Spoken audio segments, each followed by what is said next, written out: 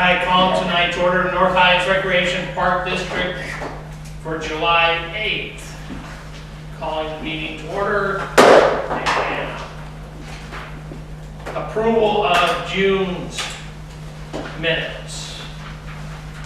I didn't have anything. I looked through it. I didn't highlight it, so that's a good thing. So, Motion and a second. I need a motion I'll and a make a second. motion. Second. Okay, any other discussion? I know, I'm ready. Oh God, I'm not ready. Director Reynolds, Yes. Director Seminago, Aye. Chairperson Williams. Aye. The vote passed 3-1. 3-1. 3-0. Yes, 3-0.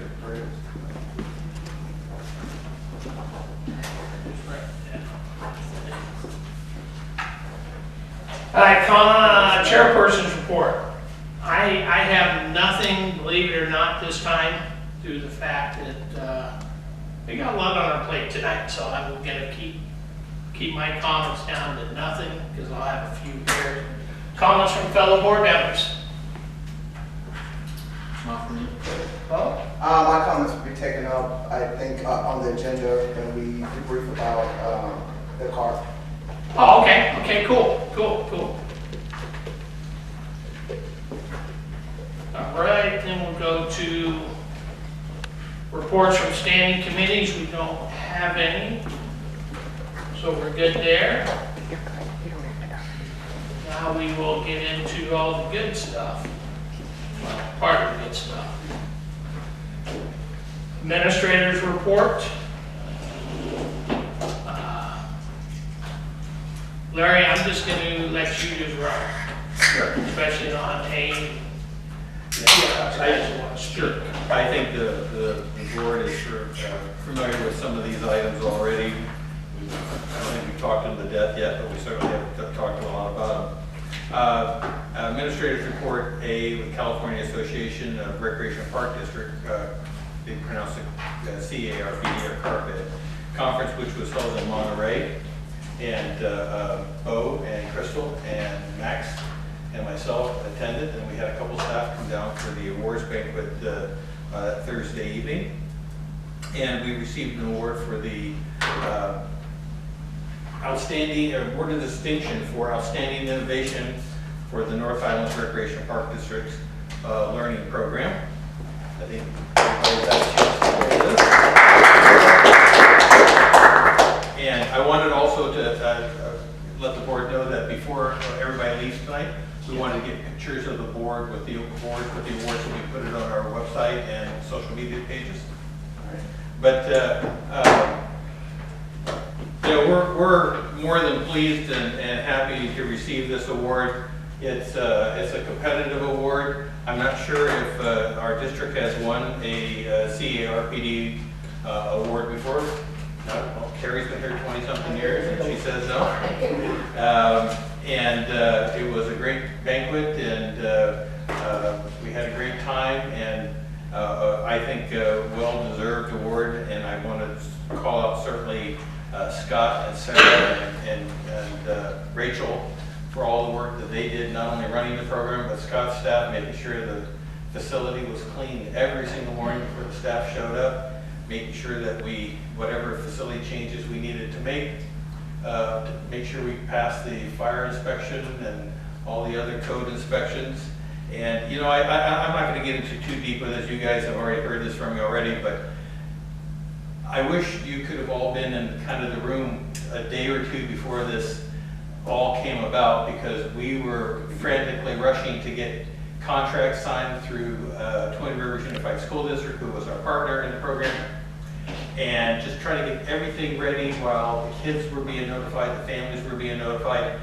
Sarah and Rachel were busy getting the staff trained and making sure the first day everything was ready for the kids and families. And I'm not going to tell you every day, or Sarah wouldn't tell you every day it was flawless, but I think most of them were. I mean, I did not receive a single complaint the entire school year from a parent of how the program was run, how we let the kids come into the building, but the parents could not come into the building. People had to be tested before they came in. The kids had to get online with the computers to their teachers, and the staff was there to support this. Not too many things turned out this way, especially of such a large program like this. And I'm just proud that the staff was able to meet the challenge and then some. And at the end of the day, to receive an award for it is kind of like with the cherry on top, as they say. So I want to thank all the staff and thank the board for their support, boards past and present, for their support in this, because we weren't sure. We really weren't sure. This all came about so quickly. And as Sarah and Scott will tell you, I can be very deliberate sometimes and wanted to think things through a little bit, but they pushed me and they knew what buttons to push and they got me to go in the right direction. So they did a great job. But hey, we're happy to receive this, so I'll end it with that. By the way, we also contacted the 3 county board of supervisors who represent our district, and they will be getting back to us. I'm not sure what they're going to do, but they've all indicated they wanted to do something. And we have the information ready to be placed on the website. Once we get the pictures taken tonight, and Sarah will place the information and the pictures on our district website and our social media pages, so now the community can know what happened as well. So item B, which is the California Association of Recreation Park Districts, the NHRPD, the annual conference. I just wanted to, Crystal had brought this up right after we got back and said about talking about this debrief. And typically what we do when board members or staff go on conferences, we spend a few minutes at the next meeting to talk about what they got out of it, what they liked, did they think it was worth the time and effort to go. So we thought we'd put it on the agenda and then open it up for the board to make comment about the conference, and love to hear what you have to say. I'd love to have a comment, but I was in Vegas. You were there. Making money in Las Vegas. So, hey, we'll start with you, Max, if you're the closest, and then we'll just go all the way down. Yeah, I learned a lot. Yeah, and now I know I need to learn more, and it will help me to make decisions. And now I know what special districts are struggling with. So kind of, yeah. You guys all got a chance to meet other directors from other districts, large and small, and it's amazing when you talk to them long enough, you start to find out that the problems we have are kind of the problems they have as well. Ms. Crystal? Definitely so, hearing what other districts are experiencing and kind of having some solutions. The conversation that we had for the board, like board of directors on boards, we all started talking about issues, and then immediately we were like, wait, and what are we going to do about the solution? Like, what are we going to do about it? And like, we are all pouring out what's not working, what's working, what can we do? But some things that stood out when Jeff Butler spoke. Parks are the catalyst of memories, and they are a bridge to bring people together. And it stuck with me because this is really an opportunity for us to use this space, these facilities, this recreation to create opportunities for our community members. So I just started thinking in a way like, what's already happening here in our district and what can we do differently? I like when he talked about just the different generations and how we're working together or not working together, and kind of the perspective that each of us bring and how we can collaborate to really make it work, because we all have our own experiences and even our own demographics or folks that we serve, right? Be it African Americans or Russian Americans or immigrants or whatever it is, we can bring it, we can make it work. Another one is some of the things that other parks are doing, from gardening to field trips to more collaborations with school districts. I was blown away with how I didn't know our park, how to describe our park if we were small or large. Like, they would ask questions like, how big is your area? I'm like, I'm not sure. And so some of them would say, well, what's the area you serve? Like, how many constituents? I'm not sure. So it really got me thinking of how do we, what do we have here, right? And who are we serving? And almost like when's the last time we've done a needs assessment to see who's in our community and what do they need, what do they want, and how can we serve them better. And then the last one, to build. I think they were talking about, so for me, I was blown away that Bo and I were the only African Americans in the room that were not guests.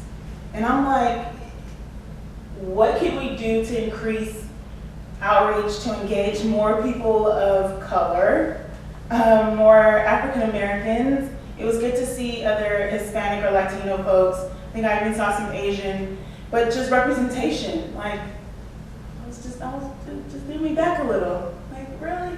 So just to see, and then the how many older people, and I say that with love, older, wiser You're people. looking at me when you said that. Older, wiser people I hate were in that. the room. And I was wondering, like, does anyone ever think, how can I bring someone else under me to take over?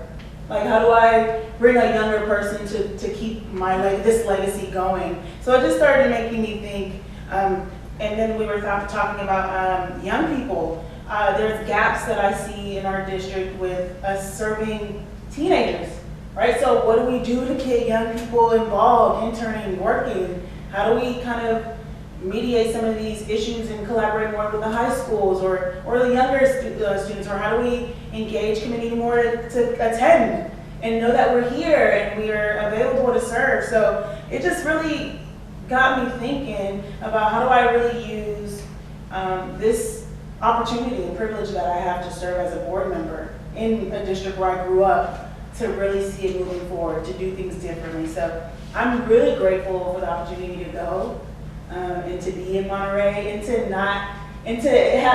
eat dinner and break bread with y'all. It was like really cool. Like we all I know is board meetings with you, but to see like pictures afterwards, Sarah and her kids on the swing and like, you know, at the aquarium, like really bringing that all together. It was like we are really doing great work, and how hype our North Highlands folks were. We were really excited. When we got our award, I think we had like the most cheer and like We We did. might have been the loudest in the room. We I did. have to We do that. had that for you sure. know, when we were doing roll call, like I didn't plan to do that, but I was just like, we're here, like yeah, we're here. And so yeah, I'm really grateful. I'm excited about more conferences and how we can continue to build and grow. So thank you. Well, thank you, that was very good. Thank you, thank you. So there's a couple of things that that my colleague here has already mentioned. But what's really stood out to me was whenever I go into a room, just kind of because I have worked in community organizing so long, I'm always doing kind of a temperature gauge, a test, and I noticed the same thing. I said, well, we need to get some diversity in this room. And it's not just, it is not for pictures, it's not to be able to check it off a box, but it is for those experiences that folks have had. It's for being able to articulate and give voice to communities that often don't have a voice or don't feel that they can voice or have a space to actually have their grievances heard. Not just grievances, that's how we focus. Ideas, volunteer time, resources that we haven't even thought about.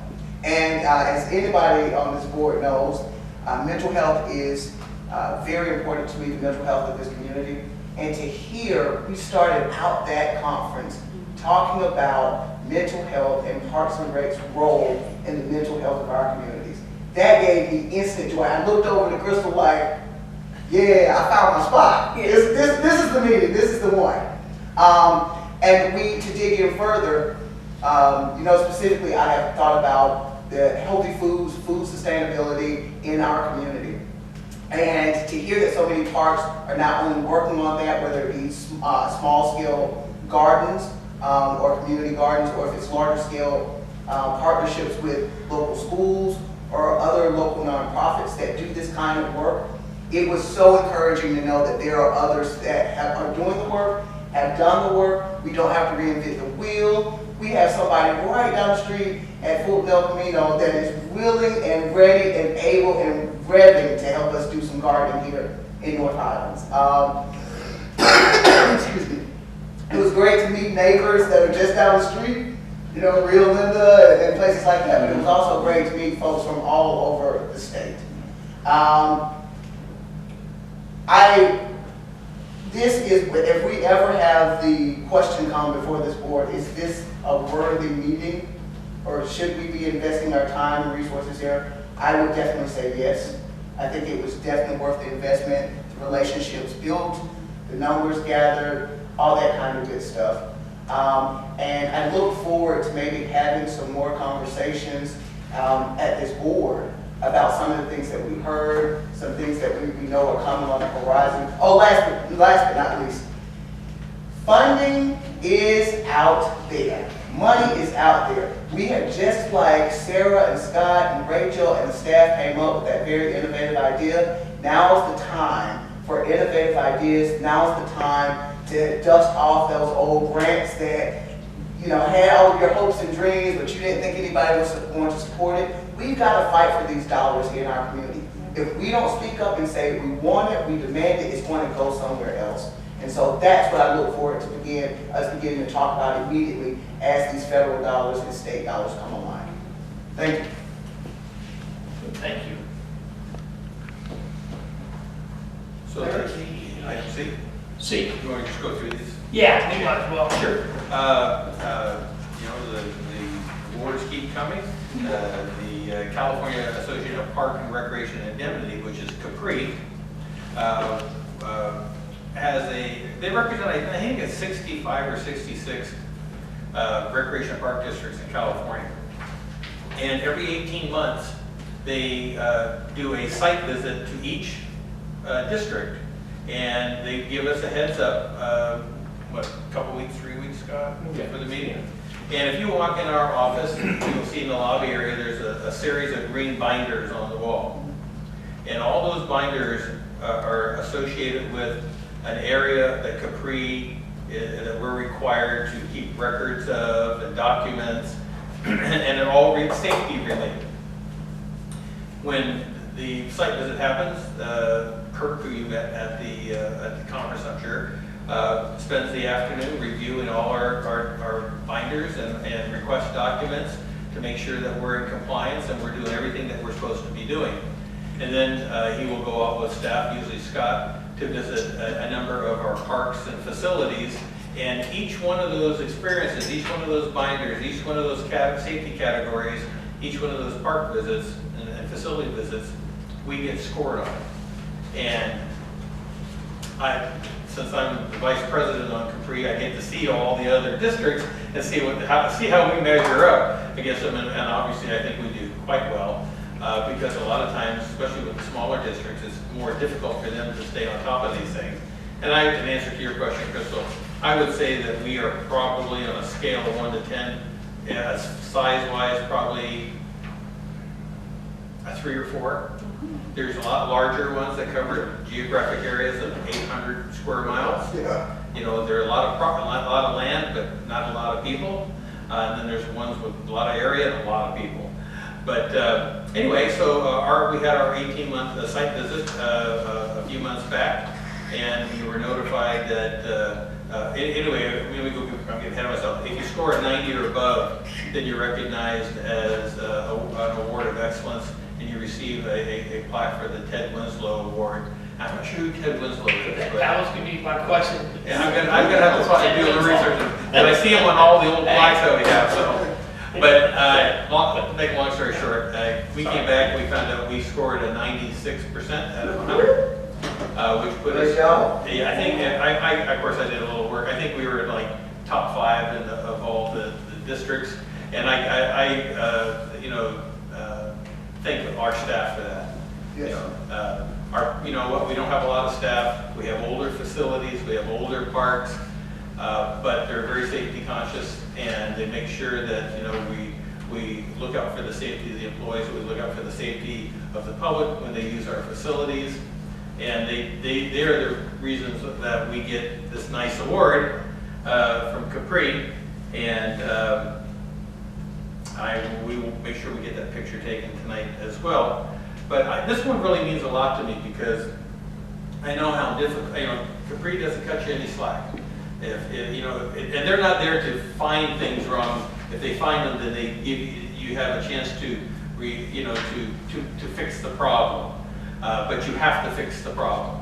And in our case, I'm trying to remember what we got. Oh, I don't know. It's the ADA, the transition plan. But you know that you approved it in the budget. We just had Scott and I had a conversation yesterday with DAC, the company we're going to go with to develop the transition plan. We know that we're going to address that, and that will be corrected.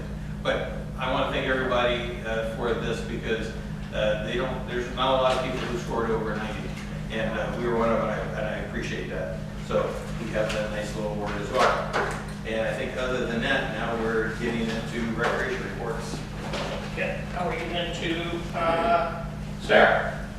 All right, so not too much to add to it. I did want to say that we heard back from the members late this afternoon. We were awarded the contract for Ridgepoint Elementary School, so that is great. And you'll see there's a future programming. I just wanted to say there's a lot of different ideas that Rachel and I are going to be trying to put out there. So I wanted to give you a taste of some of the dates that we set in stone and some of the community events that we've historically done. We'd like to continue doing so long as COVID still takes a back seat. But besides that, I'm happy to answer any questions if there are any. Hey, you're my new Scott, so here we go. All right. You got the contract for Ridgepoint. Is it for a year or? For the school year, for the 2021, 2022 school year. Okay, so it's just for a year. We're still trying to develop a long-range plan. This is the after-school program. Oh, just the after-school. Okay. Nothing to do with the MOU. After school. Okay. Next question I had is, I see that staff hosted the lawn party celebration for the students that were here. Mm-hmm. So is this a staff that was just hired just for that and you don't need them anymore? Or Yeah. is it staff that we have? Yes and no. The staff we started with, some of them left and some new staff joined specifically for the distance learning program.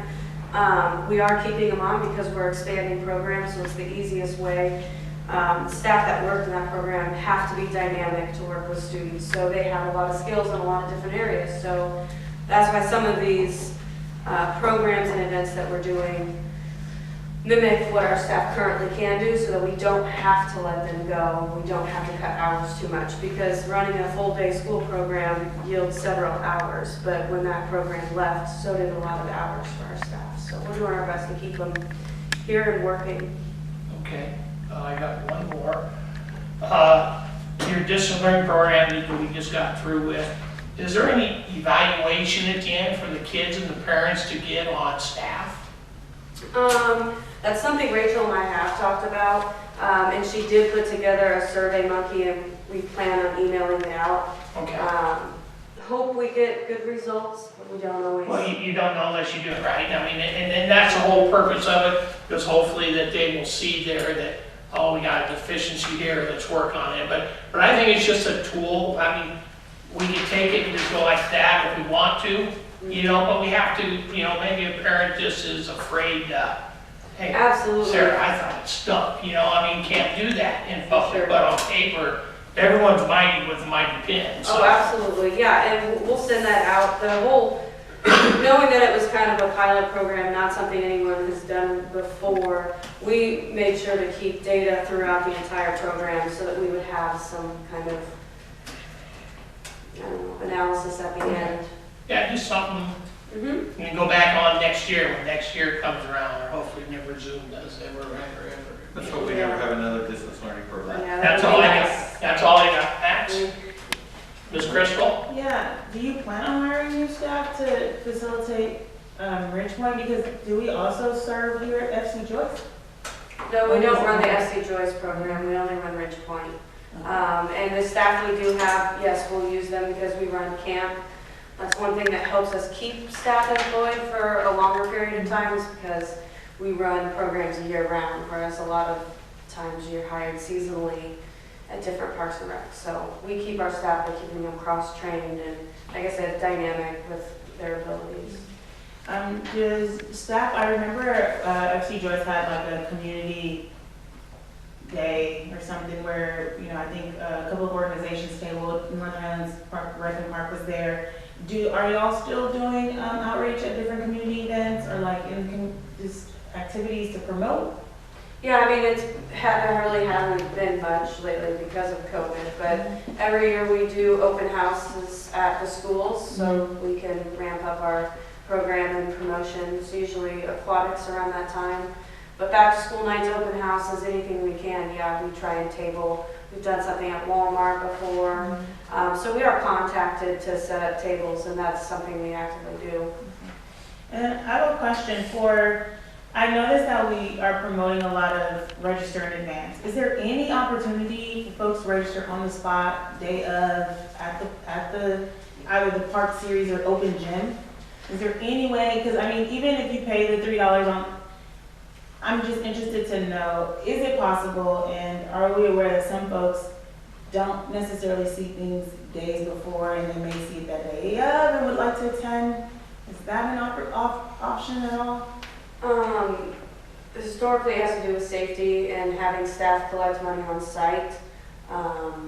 You know, do you want to elaborate more on this, Larry? I don't know what our current policy is. Yeah, but we are like everybody else. We're a little apprehensive about having money flowing around during events and with staff. I worked at another agency where we would make bank deposits every night, and one of our staff was robbed. And so we try our best to avoid, we try to get, as you know, as I mentioned to you, we're at like 90% or so taking registrations online.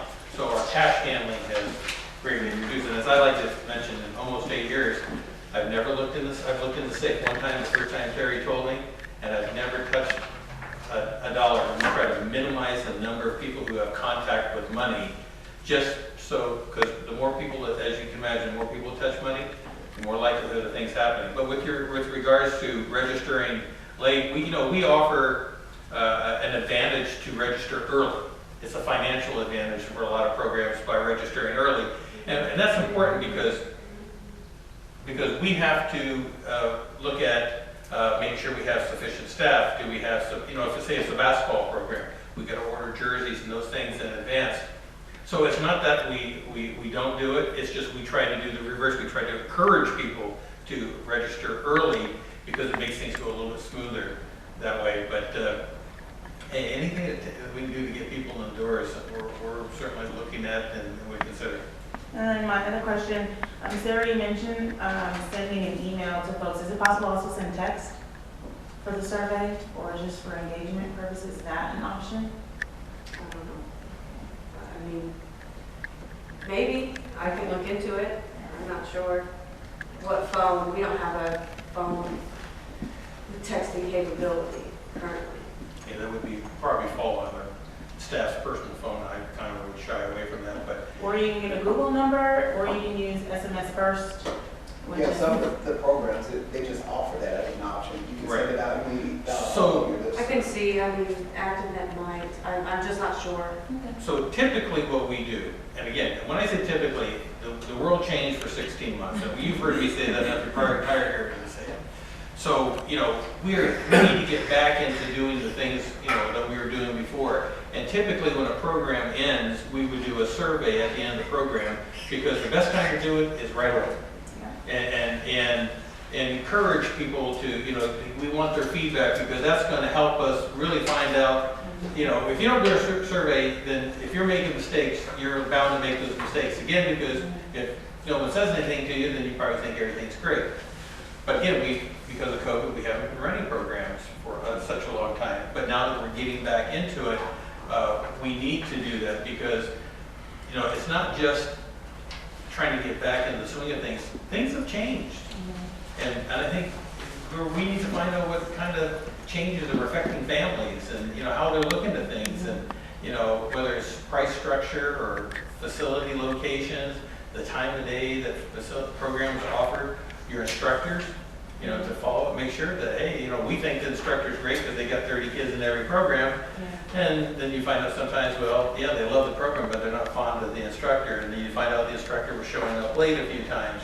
So the answer is yes. We will do, certainly program evaluations and then bring those back to the board probably at various times during the year when we have a collection of those, just to give you an idea of what the feedback is, so you can see that as well. And we do use that feedback also when we run hire contract instructors.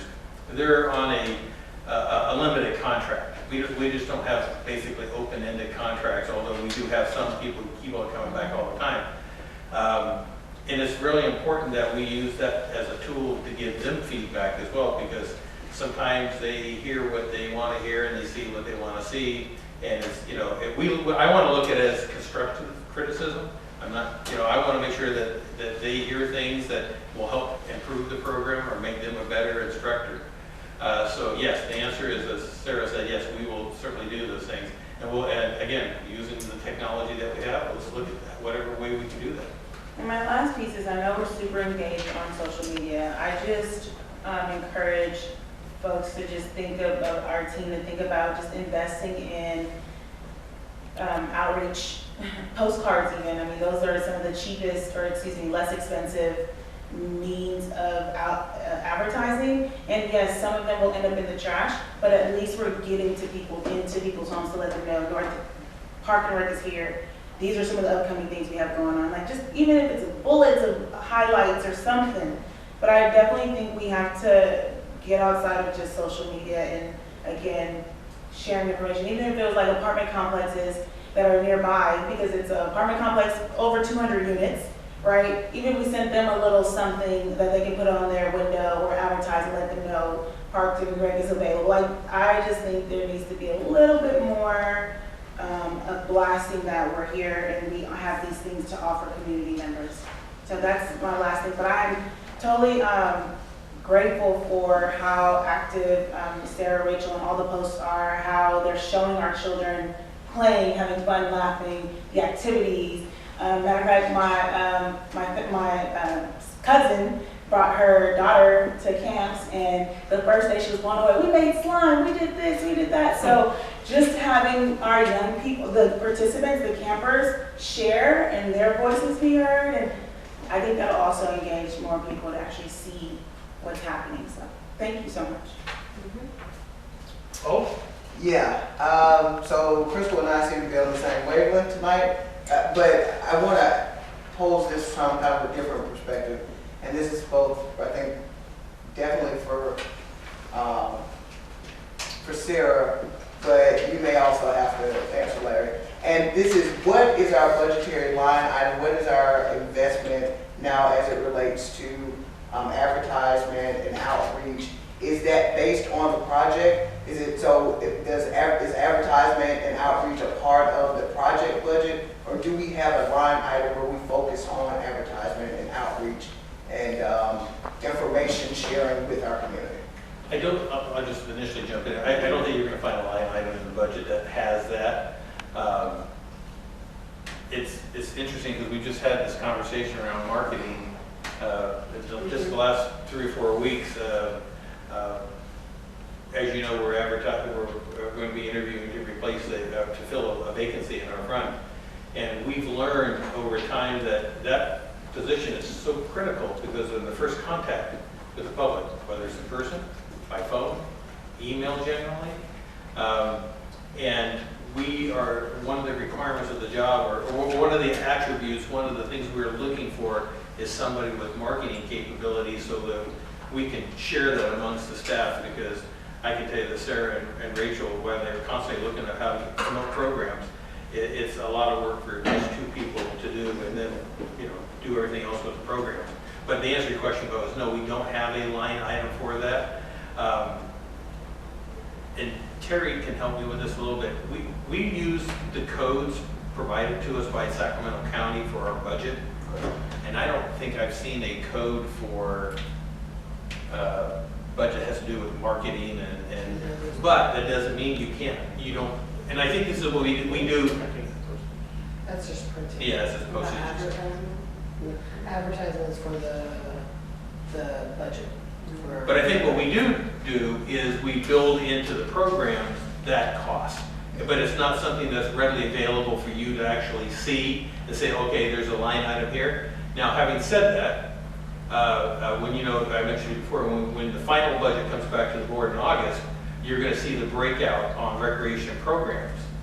I think, and I'll work with Sarah on this, maybe we could find a way to pull that out and kind of show you and the programs that we're offering where that money is. I don't know exactly. I think we have to look at it first. Yeah, you're answering my question. Okay. I knew that either it could possibly be a line item or it was going to be built Built into into the program. So then my next question, and it's more, I won't say question, it's more of a visionary tale of what I know works well within this community. I would love for us to invest in a sheer advertisement and engagement campaign. We could call it something like Come Out and Play. But you mentioned it, Larry, it's 16 months of being in your house, not wanting to go out, and just your world being turned upside down. Imagine all the kid of us at heart, we get that knock from our neighbor or the person that we used to go to the basketball court with or whatever, and they say, come out and play. And I think that's the role. We are that neighbor. Parks and Rec is that neighbor. And to be able to go into these communities, maybe it's not a blanket effort. Maybe if we start with a Park Spotlight program and we really get down into that area for 2 weeks, where we might even get to knocking on doors. I don't know how it'll happen. I know there's some money out there. If we need to hire some people, we may be able to get the money to do it. I always plan from a place of planning. I never ever plan from a place of lack. Because you can usually find the resources if the will is there. So it would be great to have some kind of campaign like that if it's one big broad campaign or it's pulled out and focused so we can try to learn more about what works and what doesn't. But I think it's time. I think that this is the necessary work that we have to do coming out of the crisis that we just faced. I do not disagree. Okay, so how do we continue this conversation? I think that there's several things we can do. One, the chair can, we have committees, but we can develop what we call ad hoc committees. Ad hoc committees are committees that are formed for one special purpose, and when that purpose is over with, the committee goes away. So we can put that on a future agenda so we can start having a conversation around it, and then Pat can decide to form a number of ad hoc committees, whatever it is you need them for. We don't use ad hoc committees enough, as I've seen in other places used, but I think that would be a good idea because that will help us focus on, okay, where are we going, what are we going to do, other than just getting a staff perspective. We get a perspective from the board, and by putting it on the agenda, then you can, hopefully get the community to come out and weigh in on it as well. So that would be my initial start. All right, that sounds like a good plan. That's all I have for you, Sarah. Thanks so much for your report. Thanks. Then we'll go to Scott. Excuse me. Outside of the report you had a chance to read, I did want to give you one update, and I'd like to preface my comments by saying at all times I try to be as objective as possible when I report to staff and to the board. And in rereading my item about the vehicle accident on June 18, I realized I was pretty subjective in there, and for a couple reasons. I was on site after the accident within 15 minutes of it occurring, and from what I'm sorry, why don't you just refresh on what it is first? on June 18th, a district employee driving a district vehicle was involved in a vehicle accident near Freedom Park at the entrance of the parking lot closest to the Aerospace Museum, where the memorial sign is. CHP responded, EMTs, SAC Metro. It was quite the scene.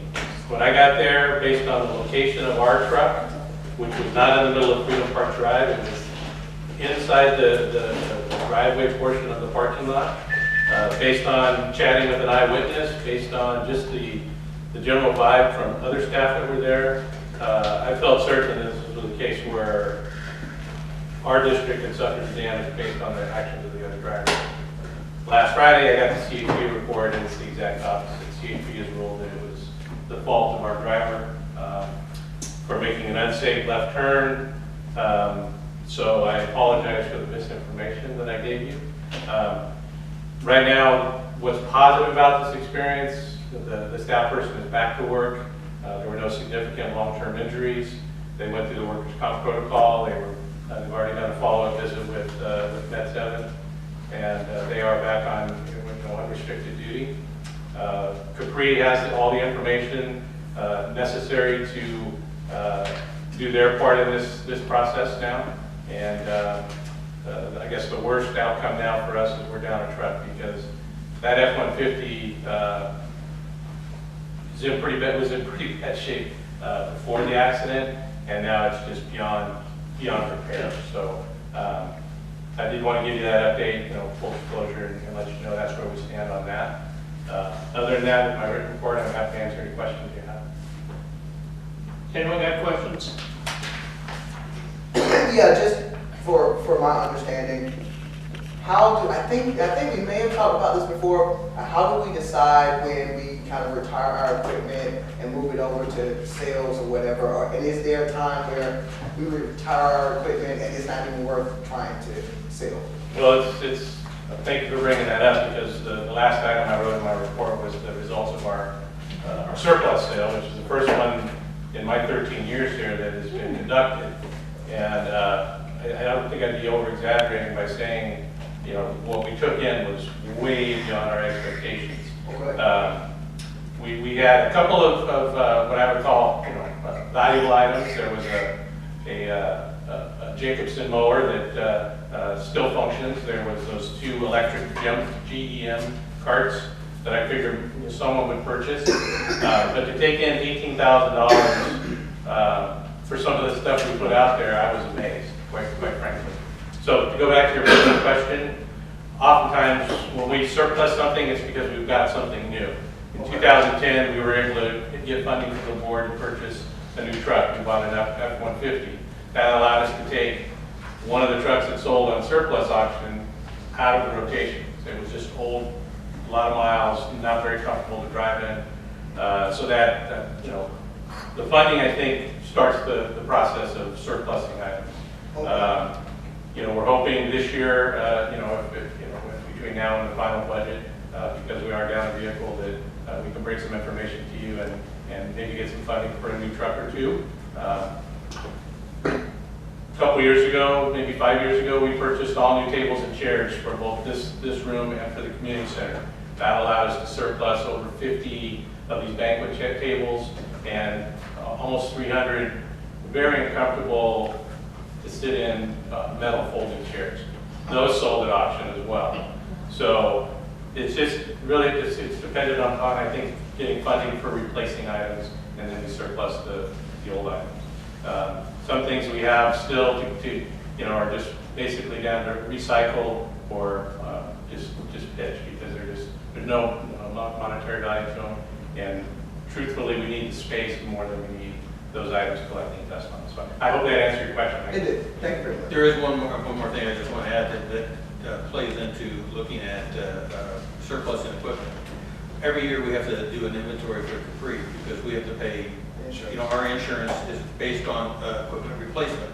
So if we had a fire at a corporation yard, they would need to know what equipment we have, and there's a list of everything that we have that has to be inventoried every year, and Capri has to look at that as that is a possible item that would have to be replaced if something happened. So at some point, when the value of something is exceeded by the cost of paying to insure it, it's a good time to surplus it. But what's the old saying that someone's treasure is someone's One man's junk is another someone man's. else? I think it's very true in this case. And I'll just give you an example. We have an old truck, and Scott can send you a picture of it. They call it Old Blue.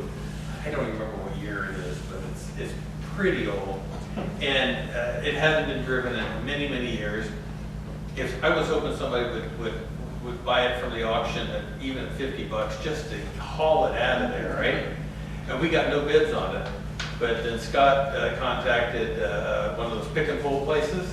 Yeah. And how much did they give us for that? $330. $330 for So that you truck. jumped But I found out they gave us, actually, from talking to Sean, they gave us the scrap metal value. Right. So even when something doesn't run, there is a potential value there. So, this was a kickoff, and, I didn't think any of us had any idea that we'd make anything close to this. But it's a nice amount of money that can go towards purchasing another truck.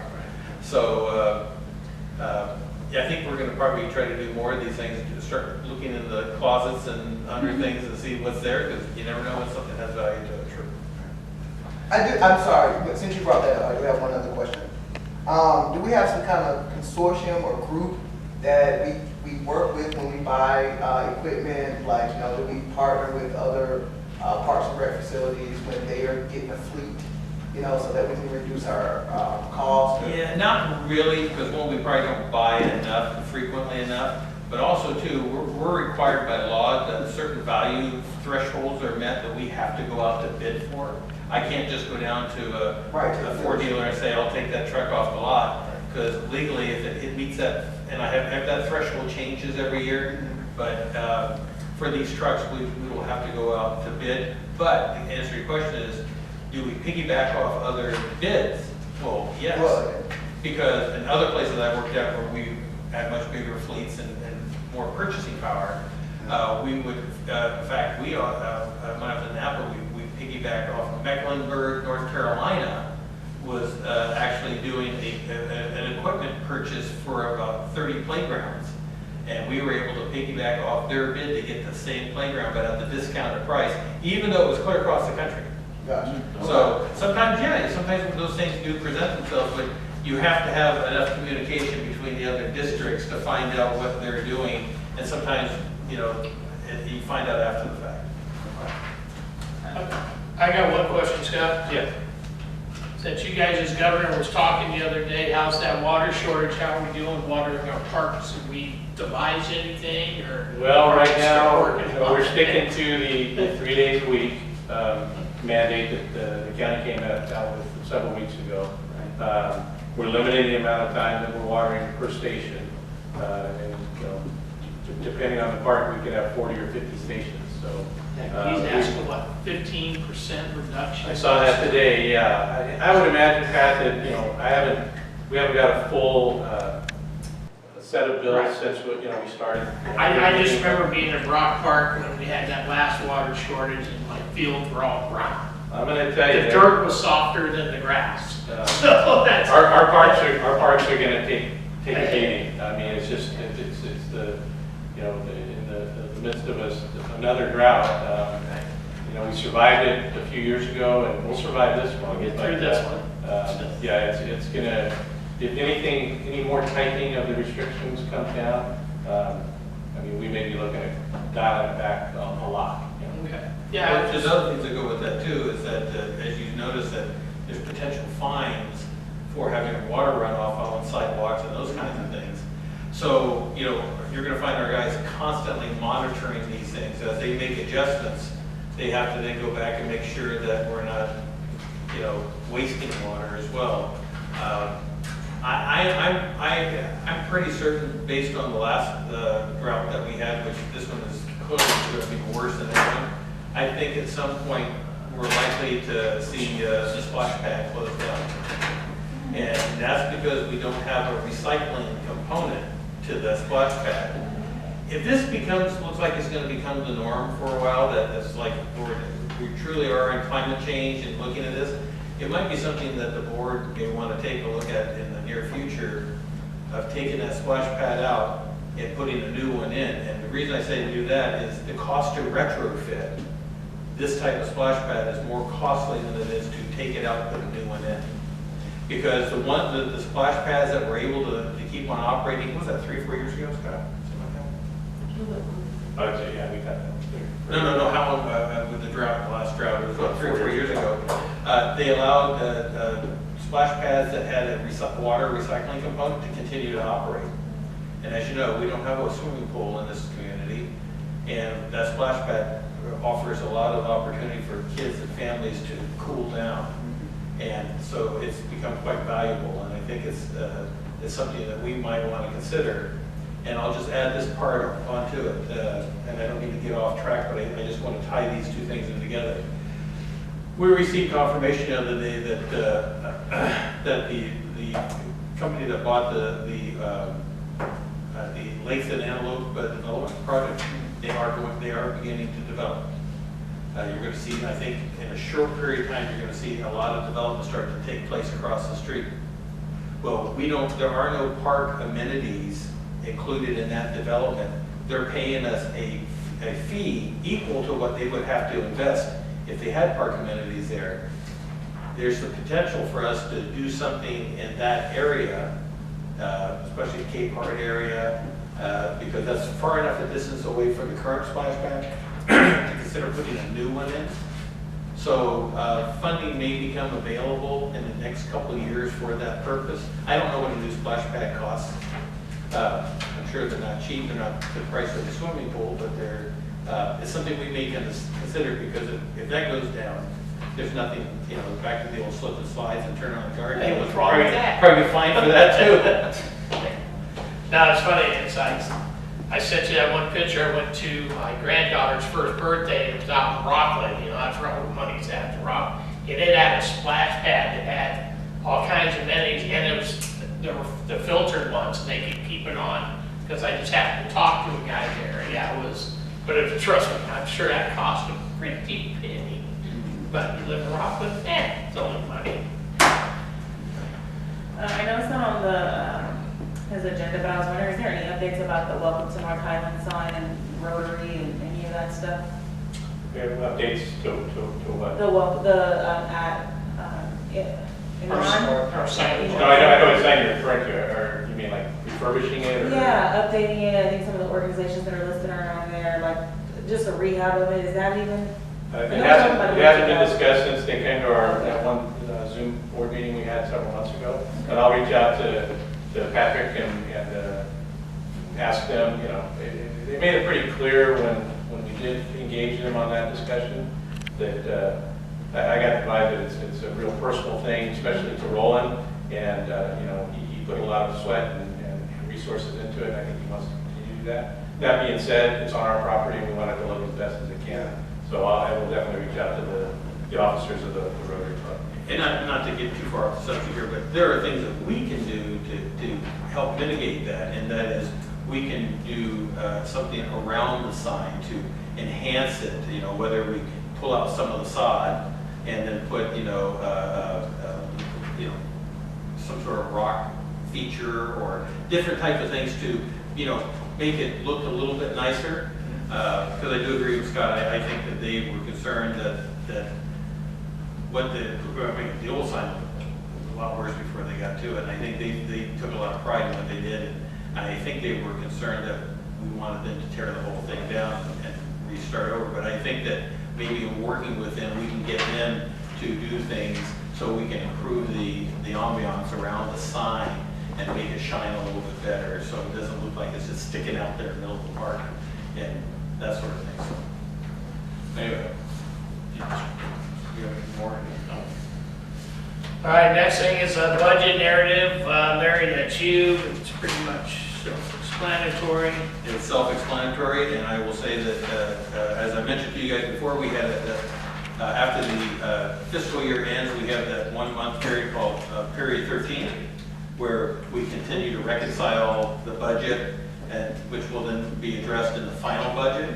As I suspected, we have more revenue rolling in, tax revenue and those type of things, and Terry showed me the number today, and let's just say it's pushing towards $400,000 of carryover funds into next year, which is a lot. So financially, I think we're going to be in a good position for the final budget, but I don't want to tell you what the numbers are going to be because they're still changing. Big change. Yeah, I think we'll see more changes before the end of, when's the end, Terry, the July 26th? 23rd. So 23rd is the end, and then we'll get a reconciliation shortly afterwards.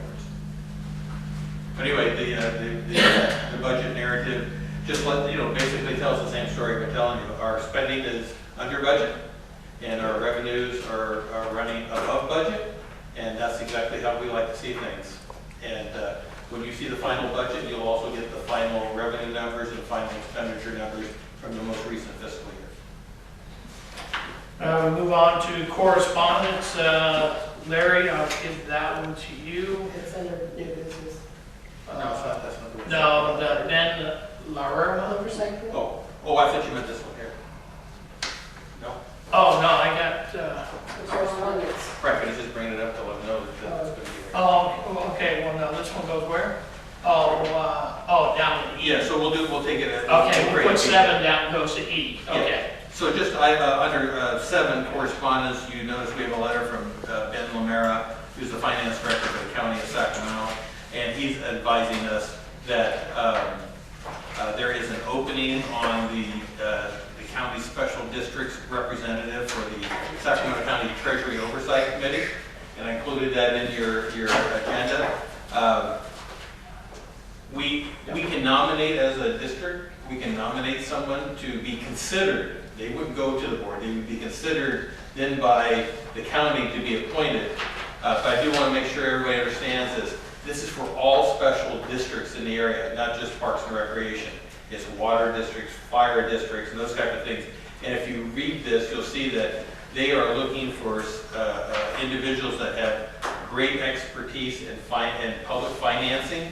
So I say that, not that I don't know what some of you may have as far as your background, but just to let you know that they're actually pointing that out. They're looking for people like that. So if you think you want to be interested, it'll come back later on in the agenda, and you can look at that. If there's no one interested, then we'll just move on from that. But when I did a little bit more research on this, they are looking for CFOs, budget directors, and those type of people to serve on this oversight committee.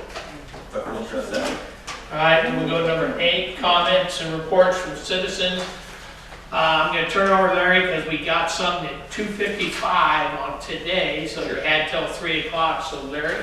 Sure. We received an email from a citizen of North Highlands who inquired about the district's park master plan and what the plans are for moving forward. So I have not sent this to him. I don't know if he's watching, or he's not here. We're not watching the meeting, but I will get back to him on this. And so I addressed it by saying this: the current district park master plan continues to be a functioning and useful planning document for the district. The Board of Directors, Budget, Finance, and Audit Committee discussed the park master plan during the 2021-22 budget preparation process. However, with several other projects already planned for the current budget cycle, as well as larger projects that may develop during the current fiscal year, Prop 68 funding for the park and the new park development were not included in the budget. Staff has recommended that and there's other projects that we started and had to stop during COVID that we also now are addressing in this year's budget. So I said staff has recommended that the new park master plan be included as part of the next year's fiscal budget. Therefore, with the board approval and funding, the community can expect that the district will initiate the development of a new park master plan beginning July of next year. Because that is I've done 3 of these, and it's a very long process. It's a year process at least. It's a very expensive process, but it's a very important process. And you're looking at the people who are doing all these things right here. And we have to finish projects finish projects that we had budgeted and had to stop last year's budget, and then we included in this year's budget. And then we have those new park playground at Chardonnay. And we also have, the uncertainty of whether it will be funded for Prop 68 for Sierra Creek Park. And again, it looks like the developer's starting to develop, so we're going to have to start looking at, and that's just something I'll come back to the board later on about, fronting the money from our park development impact fees. And don't wait for that money to come and then start the process. Let's hire the landscape architect now and start the community engagement now. But I want to see shovel in the dirt first. I want to see dirt turned over, and I know they're doing it. Because having your park design completed when your funding becomes available, you just save the whole year. So I believe again, I believe we can front the money out of the park development impact fees, and then that would be repaid once we start collecting impact fees from the development. But anyway, I just want to let you know that I'll get back to this gentleman and let him know that, yes, we understand that our park master plan is getting older. It still is useful. We still do use it. But it is time to get a new one, and that, I think, should be at the top of the list for next year's budget. All right, number 9, unfinished business, we don't have any. So now, an hour later, we'll jump into new business. Number 10, Board of Directors filling a board vacancy left by Alan. So Larry, I will turn that over to you. Sure. I'm sure everybody's had a chance to read my staff report on this. We had talked before, after Alan had resigned, that according to government code and board policy, we have 60 days to fill the vacancy. Failure to fill the vacancy within 60 days, which is actually as of next Thursday, I believe, then it's turned over to the County Board of Supervisors, who will, within 90 days, make an appointment. And based on my understanding is they don't engage the board, they don't engage staff, they figure out how they're going to find the candidate, and they let us know who they pick. So staff went through the process of advertising the position in the Sacramento Bee for 3 days.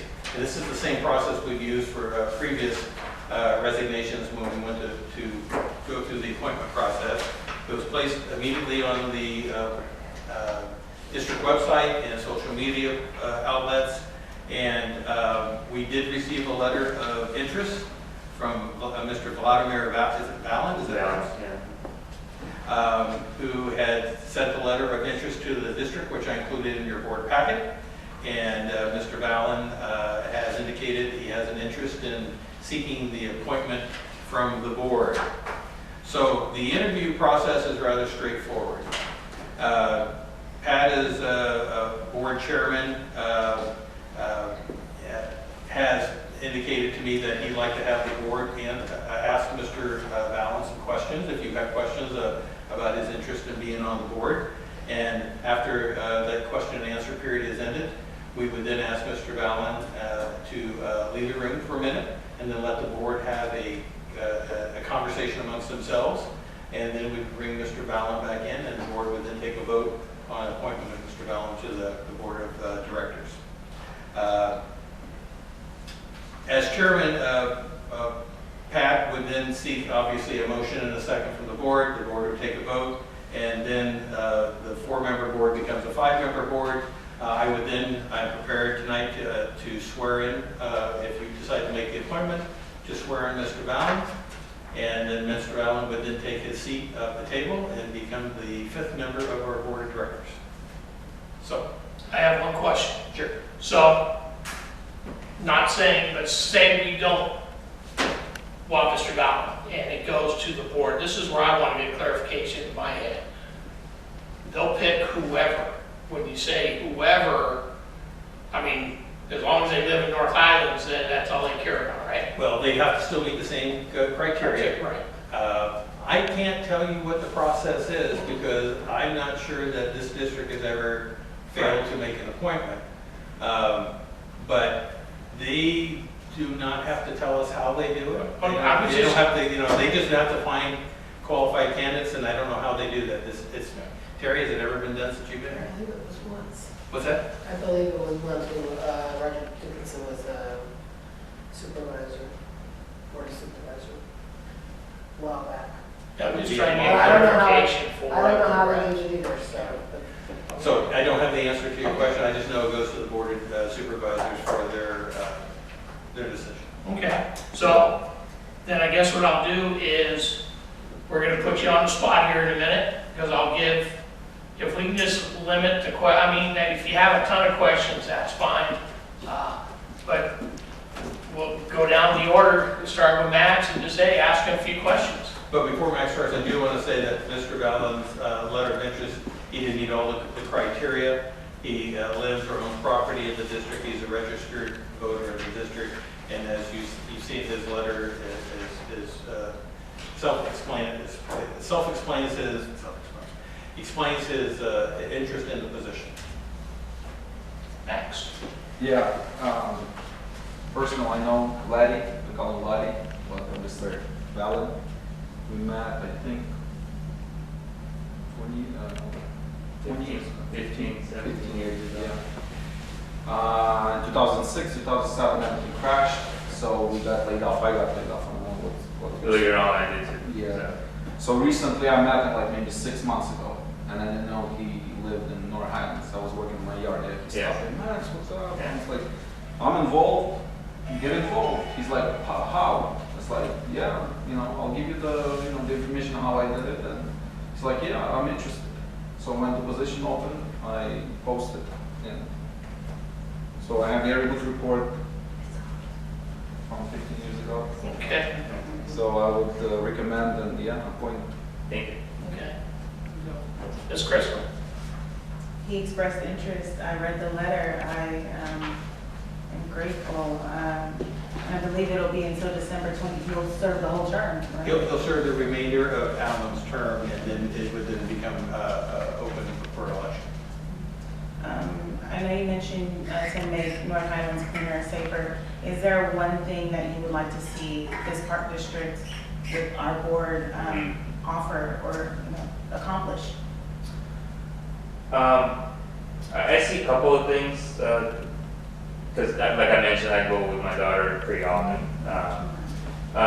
One of the things that, it was a couple of weeks ago, I think they were doing some sort of activity with kids. I don't know, not remember. Yes, it seemed like it was doing very well in that sense. So, went over there and asked, what they're doing. And so I think more of those activities, I think that's a great involvement. I think another thing is that when I mentioned safety, you do see here and there, trailers parking near trucks and abandoned cars, and if that's something that I think it's that could possibly be taken care of in a sense. I think it will bring more interest in the parks. Meaning when the families go out and if they see abandoned cars or people hanging out and stuff like that, myself, including or even talking to my wife, that's something that she doesn't feel comfortable with saying. So, when it gets after hours or, there's, people that are there for obvious reasons, that's something that could help. And my last one is, what's your experience on a board? I have no experience. Not like this necessarily. I mean, at work, if I'm in the medical field, it's more of there's different, not necessarily a board, but it's more of an improvement committee, that's something, but not a little block. Same here. Oh, there you go. There you go. I was asking. Okay, Thank you so much. yeah, sure. How are you doing this evening, sir? Good, thank you. Appreciate We it. are neighbors. Are we really? Okay. I looked at your Okay. address, Okay, pretty yeah. close Like neighbors, neighbors, huh? Yep. Okay.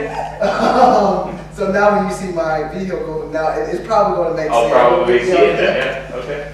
So, thank you so much for serving this community. I'm assuming it's this community as a pediatric nurse, correct? Sacramento? Sacramento, correct, yeah, downtown area, yeah. Mhm. Great. Right. So, I guess my question for you, and more like kind of advice to the board, our children we are identifying so many other needs for our children so that they can be themselves, not be put in a box, whether it's understanding what the spectrum looks like, the autism spectrum, or just understanding that kids communicate, play differently, all those kinds of things. So looking at your experience with young folks, with kids, and then looking at kind of both the equipment, the services, the programs that we provide and offer, like what kind of ideas are going around in your head where you're kind of making these two worlds meet to create a better environment for your 2-year-old?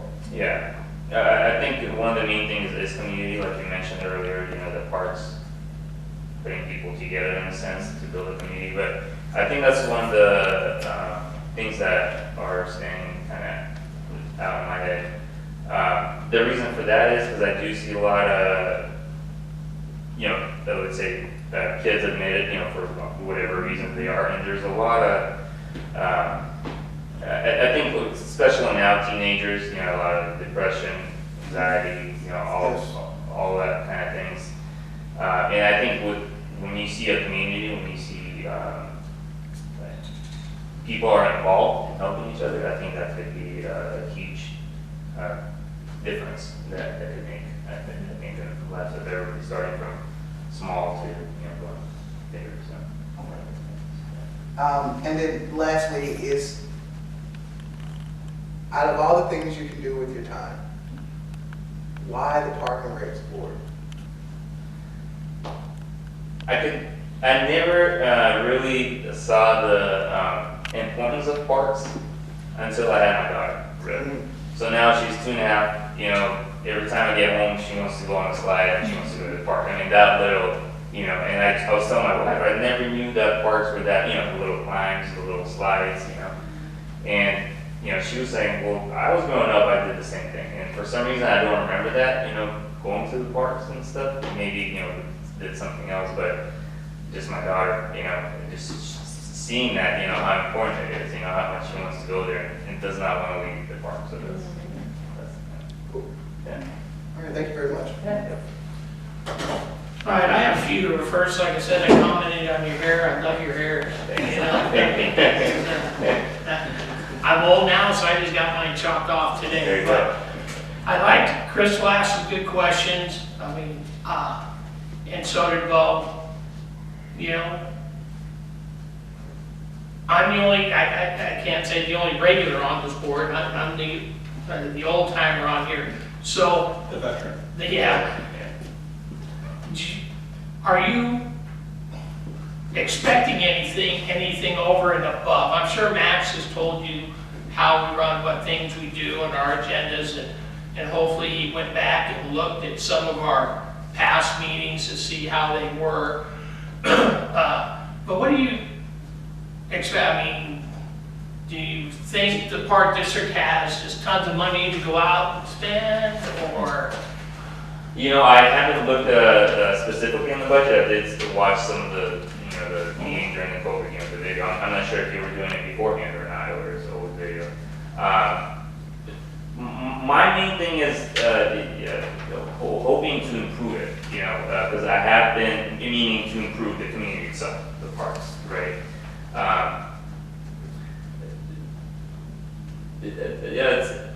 I've been here for, I would say, 11 years or so, you know, and I have been seeing improvements in a sense, just growing up and seeing these things.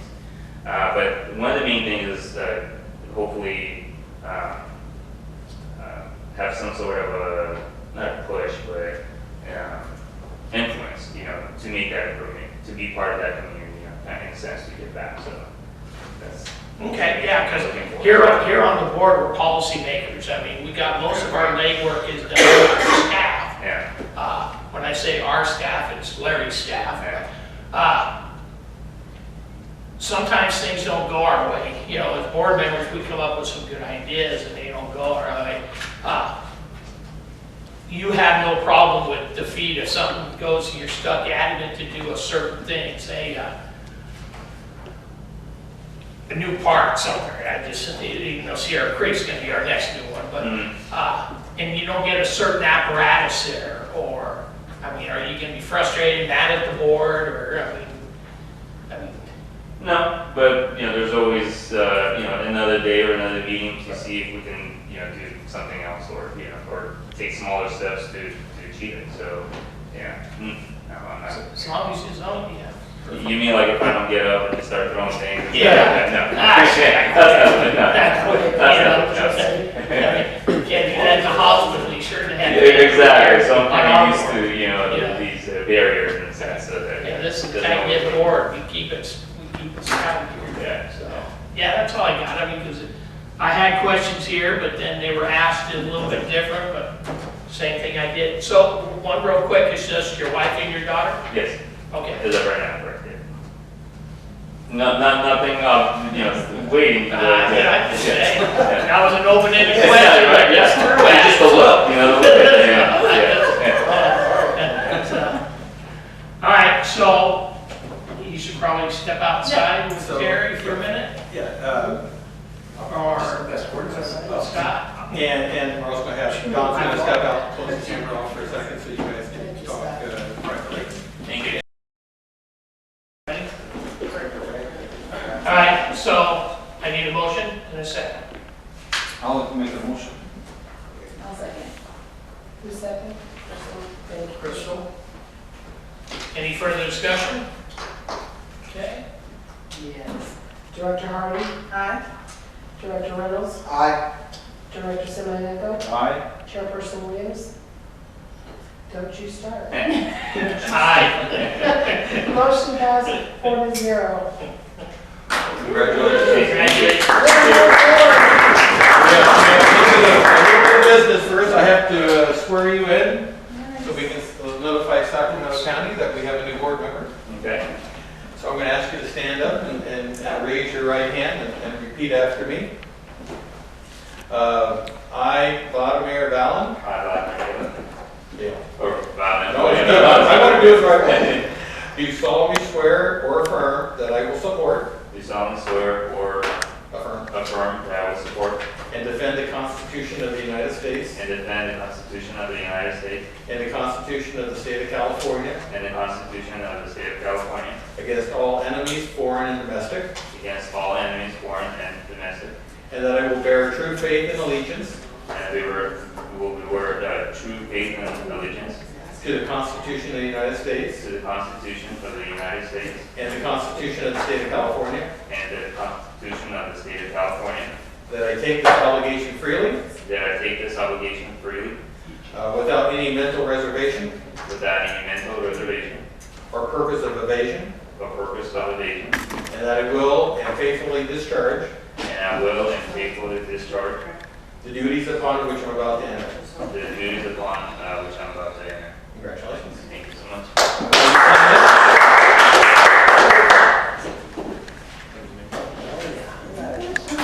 This will make it official, so you sign it right Steve there. Martin said when he got the phone book, I'm somebody, I'm somebody. I remember that. Looks like signing. All right.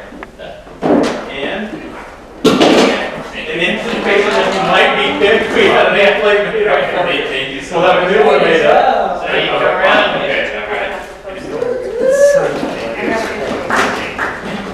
Thank you so much. Oh, okay, all right. For our social media. Thank you, everybody. Okay, 1, 2, 3. Great. Okay.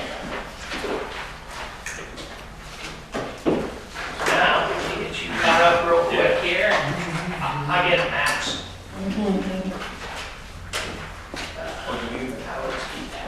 Did we get that? Yeah. I was prepared for anything. That's all right. For any several. I'm gonna slide in my chair. This is what we're starting from B. Okay, thank you. All right, we're going to new business B, Resolution 603, authorizing the levy of a special tax within the Community Facilities District, Alberta Park, for the fiscal year 21 to 22.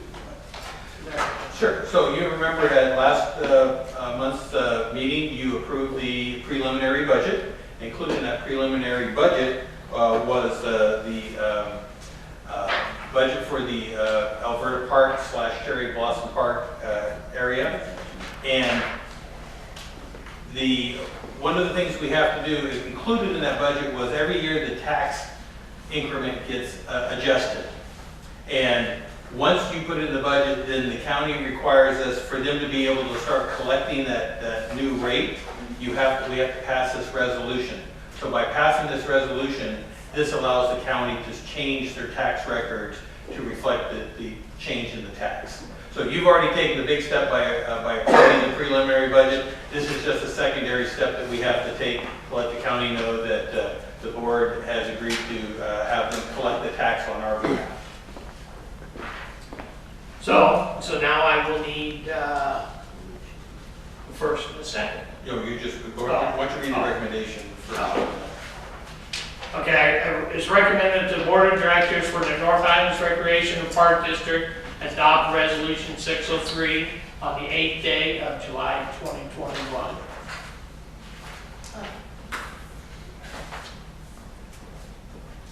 I move to approve or adopt the resolution number 603. Second. Any further discussion? That's it. Director Hardy, Aye. Director Reynolds, Aye. Director Semenico, Aye. Director Ballin, Aye. and Chairperson Williams. Aye. Motion passed 5-0.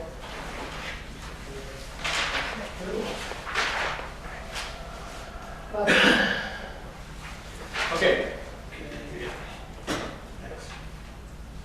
C, Senate concurring resolution 52, how it relates to the California Park and Recreation Professional Month. So, should I read the recommendation on this? Before you do that, I just want to, I think that you guys saw this was discussed at the conference. And just so it's, I just want to give a clarification. This isn't our resolution. This is a resolution of the Senate and the Assembly in which they've already passed it. So when Pat reads the recommendation, you'll notice the wording is slightly different because the wording is different when you accept someone else's resolution as opposed to your own resolution. So Pat, you can go ahead and read that. That the North Islands Recreation and Park District Board of Directors accept into record Senate concurring resolution number 52, July 2021, as California Parks and Recreation's Professional Month. And before you make a motion, a second on, can I just read for a second, not the entire resolution, but just the last paragraph, so everybody understands what this is. Resolved by the Senate and the State of California, the Assembly thereof concurring, that the legislature proclaims the month of July 2021 as California Parks and Recreation Professionals Month to celebrate the accomplishments and the resilience of parks and recreation professionals throughout the COVID-19 pandemic. And be it further resolved that the Secretary and the Senate transmit copies of this resolution to the author for appropriate distribution. So instead of reading the whole resolution, the last paragraph I think sums up what the resolution is about. All right, let's do it.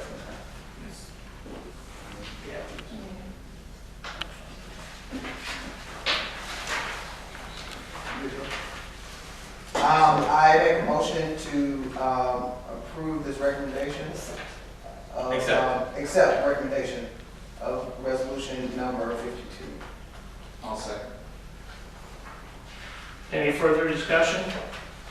Will we do anything here, like next July? I mean, is it something that we have to acknowledge, like? I don't know. This is we don't frequently get other legislative bodies' resolutions to us. What they're saying to us is we recognize all you special districts and everything that you've done, and that we're going to pass a resolution in our house recognizing the work and that you have done, and we want to forward that to you. And so when you get something like that, instead of just saying thank you very much, by accepting it as into the record, then it becomes part of the minutes that we did receive this and we did take this action. So it becomes part of the records. What happens with it next year, I don't know. Like, will staff get like a floating holiday in July? Oh, no. Hey, I lied. I didn't see that. Hey, I don't think policy, the taxpayer, I'm retired, I don't get it. I didn't see that, no. All right. Thank you. Are we ready? We're ready. Okay, Director Harding. Aye. Director Reynolds. Aye. Director Semenico. Aye. Director Bailey. Aye. Chairperson Williams. Aye. Motion passed 5-0. All right, D, election of the vacant board officer position for 2021. Now, I made an error when I spoke at the last meeting. I said to anyone interested, I'm going to thank the ones that did send me that email, but I was wrong. That's where Larry clarified how I was wrong. So, like I said, I'm new at this stuff too, so Larry, it's yours now. So just so for clarification, so everyone understands, the chairman gets to appoint committee members to the various committees. However, the board has to elect its own officers. So when Pat and I talked about that after the last meeting, I think he was understanding that if somebody showed an interest, he could then say, yeah, okay, I have somebody who wants interest in doing it, so therefore they're now they want to do it, so now that we can just simply do it without a vote. But actually, if you look at your bylaws, your policy manual, you'll see there where it says the board does elect its own officers. So, doing a little research, and again, not having to, I think when we've had several resignations in the past since I've been on the board, it was people who were not officers. So it was no end effect of having to replace another officer. No, you don't have to pass that up. No, not yet. Go ahead. No. So I'm anticipating that one or two things can happen. If when Pat, and again, just so you know, according to Robert's Rules of Order, they give us a little bit of flexibility with this. You do not have to make a motion in a second. Pat would, as chairman, will ask for nominations for the position of vice chairman. If one person says I'm interested and no one else does, you take a quick vote and it's done and over with. However, if more than one person shows an interest in that position, Robert's Rules of Orders recommends that you do it by paper ballot. And that way people don't feel uncomfortable of oh, he's the one who voted for the other guy or didn't vote for me, that sort of thing. So in that case, if there's more than one, we anticipated that we prepared a ballot. And then, so let's say there's two people that are interested in this position, then Terry will do, she'll take these and she'll write your name on them. And then there's a little box next to it and we'll pass them out to you. You just put a check mark next to the name of the person that you're voting for. And then staff will probably, Scott looks like he's the one that probably will be doing the walking here.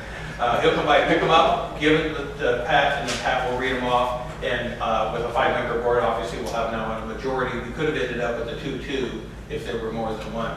So this seems to have worked out. I would think the next step for you, Pat, would be just to entertain any interest of nominations. And believe it or not, Robert Rules of Order does allow you can actually nominate yourself as well. Someone else can, or you can do your own. So Pat, I'm turning it over to you.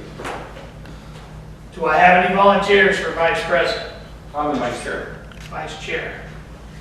Got Max. Bo.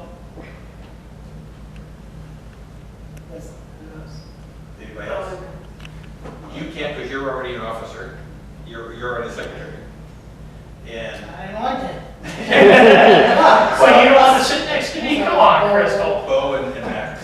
So while she's going to write Bo and Max's name on there, then we'll have Scott pass those out. And you get to vote too. You got So extra pen? do we get to make a statement or? I don't think there's any reason why you can't. Yeah.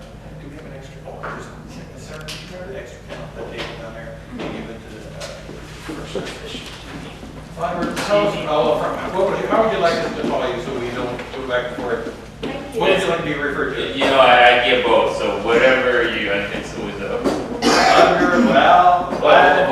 Vladdy? Yeah, that's, All right. I'm used to that, but whatever is easier. Thank you. Thank you. As my mother would say, just call me anything you want, just don't call me late for dinner. We didn't eat that. Yeah, that's good. We started our. Slow down over here. No, Sarah's gonna pass it out. I'm already, trying to resist. And you can just, when you fill them out, if you want to just turn her down, Sarah can just walk over and pick them up from you.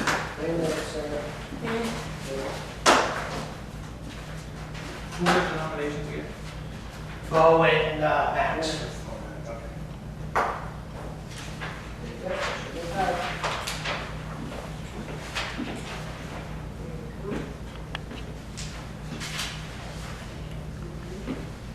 Do you have nice handwriting? No, He she doesn't. said, oh, he thinks It's about, unique, let's he say that. complains about my handwriting every day. It's unique. Really? How could you? I do not write like that. She's a lefty, that's why. Whoa, okay. I'm not saying anything I'm bad. lefty, I can't write. Lefty. I can't write like this. You know? Yeah. It says full, do full, or? Yeah, Sure. Um, what I got married for. No focus.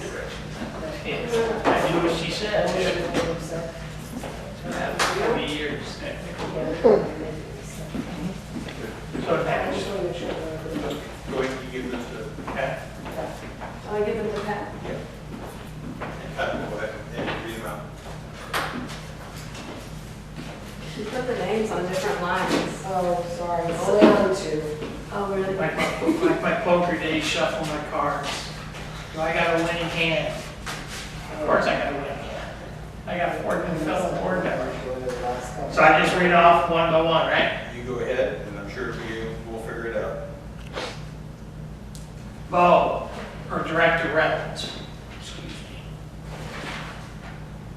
Director Max. I can't say last name. Director Max. Director Max.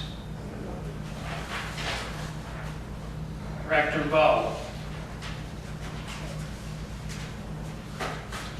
Okay, three to max. 3-2 Max. I want something. Hey, you want to get on this board just like you and Bo and Crystal, right?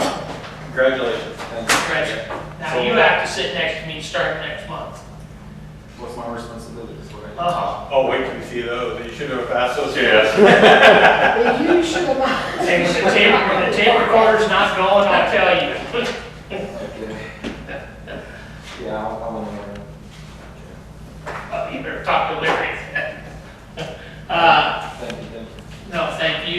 Thank you both for volunteering. Now we'll go to E, Sacramento Treasurer's Oversight Committee. That is going to be Larry again. Yeah, I think This I is just. from 7. Yeah, I think I shared that with you, that the county is looking for someone to replace, or represent, the special districts. And again, those are all special districts. So I'll read this real quick. I just wrote a couple things. Qualifications: the majority of the public members must have expertise or academic background in public finance. The other public members shall be economically diverse and bipartisan in political registration. All members must have expertise or academic background in public finance, and members must file a statement of economic interest, Form 700, which you're all familiar with already, within 30 days of assuming office and file it thereafter. So if you want to go ahead and open it up, see if there's any interest. Any volunteers? Doesn't look like it, sir. There's no action needed to be taken by the board. Form 700. I'll talk to you real quick on that after the meeting. All right, 11, payment of the bills. I didn't see anything out of, I just wish I could have had. Some money, more money come along, can I get a pay raise? Sure. Any questions on payment of bills? Can I get a motion? Make a motion. I'll make a motion. Who's second? Who's? Second. Keep it on. Any further discussion? Director Harding? Aye. Director Reynolds? Aye. Director Semeniko? Aye. Director Bailey? Aye. Chairperson Williams? Aye. Motion passed, 5-0. All right, meeting adjourned. The next regular board meeting for the directors will be August 12th, 2021, 6:30 in the North Islands Recreation Center, 6040 Watt Avenue.